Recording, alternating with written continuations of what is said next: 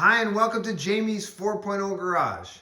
And today we're going to show you how to reset the oil change indicator on your 2022 and up Grand Cherokee. This happens to be a 4xe, but the procedure is just the same. So you're going to want to go over to your push button, put the vehicle to the run position, but do not touch the brake pedal. The vehicle is off. Then you're going to go over here to your info button, which is your select screen. And you're just going to kind of walk your way through.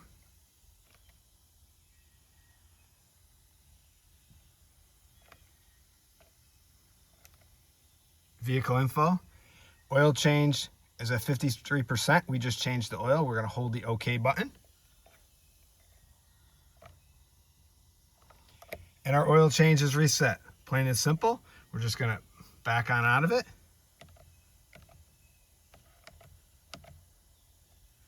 Okay, and we're done. Thank you very much for watching. In just a couple quick, easy steps, you know how to reset your oil change indicator on a 2022 and up Jeep Grand Cherokee. Hope you learned something today. Thank you very much for watching, and have a great day.